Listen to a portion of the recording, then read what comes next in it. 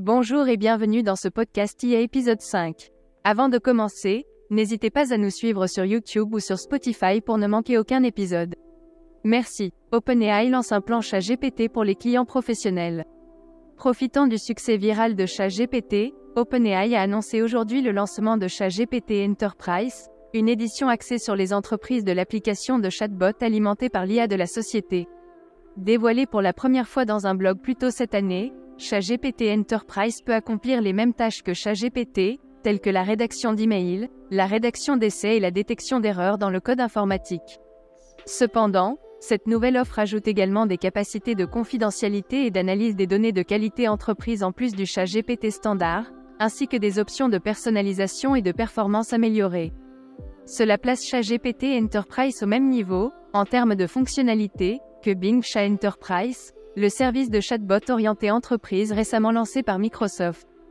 Aujourd'hui marque une nouvelle étape vers un assistant IA pour le travail qui aide dans n'importe quelle tâche, protège les données de votre entreprise et est personnalisé pour votre organisation, a déclaré OpenAI.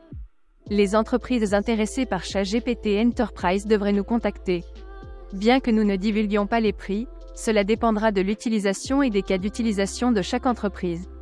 ChatGPT Enterprise propose une nouvelle console d'administration avec des outils pour gérer la manière dont les employés au sein d'une organisation utilisent ChatGPT, y compris des intégrations pour une connexion unique, la vérification de domaine et un tableau de bord avec des statistiques d'utilisation. Des modèles de conversation partageables permettent aux employés de créer des flux de travail internes en tirant parti de ChatGPT, tandis que des crédits pour la plateforme API d'OpenAI permettent aux entreprises de créer des solutions entièrement personnalisées alimentées par ChatGPT si elles le souhaitent.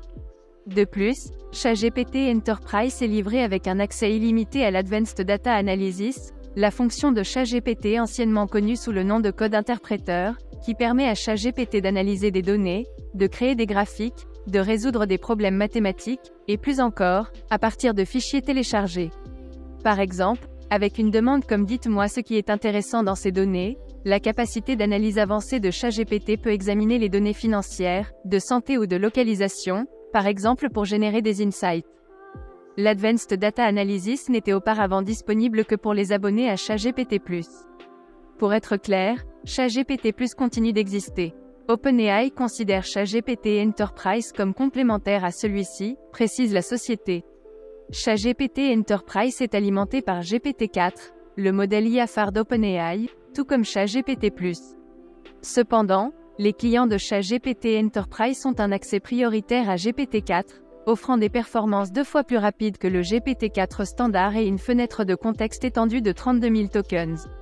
La fenêtre de contexte fait référence au texte que le modèle prend en compte avant de générer du texte supplémentaire, tandis que les tokens représentent le texte brut. En général, les modèles avec de grandes fenêtres de contexte ont moins de chances d'oublier le contenu des conversations récentes.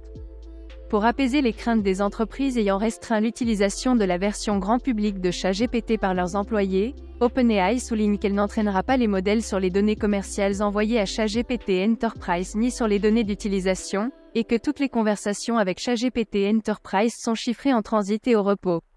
Nous croyons que l'IA peut aider et élever chaque aspect de notre vie professionnelle et rendre les équipes plus créatives et productives, a déclaré OpenAI. OpenAI affirme qu'il y a un intérêt aigu des entreprises pour un ChatGPT axé sur l'entreprise, et que ChatGPT, l'une des applications grand public à la croissance la plus rapide de l'histoire, a été adoptée par des équipes dans plus de 80% des entreprises du classement Fortune 500. Cependant, il n'est pas clair si ChatGPT a une durabilité à long terme. Selon la société d'analyse SimilarWeb, le trafic de ChatGPT a diminué de 9,7% dans le monde de mai à juin, tandis que le temps moyen passé sur l'application web a diminué de 8,5%. Cette baisse pourrait être due au lancement de l'application ChatGPT d'OpenAI pour iOS et Android, ainsi qu'aux vacances d'été, c'est-à-dire moins d'étudiants utilisant ChatGPT pour l'aide aux devoirs. Cependant, il ne serait pas surprenant que la concurrence accrue joue également un rôle. Selon des informations de The Information, la société aurait dépensé plus de 540 millions de dollars l'année dernière pour développer ChatGPT, y compris les fonds qu'elle a utilisés pour attirer des talents de sociétés telles que Google. Et selon certaines estimations, ChatGPT coûterait à OpenAI 700 000 dollars par jour à exploiter. Pourtant, OpenAI n'a réalisé que 30 millions de dollars de revenus au cours de l'exercice 2022. Le PDG Sam Altman aurait dit aux investisseurs que la société a l'intention de porter ce chiffre à 200 millions de dollars cette année et à 1 milliard de dollars l'année prochaine, et il prévoit probablement d'intégrer ChatGPT Enterprise à ses plans.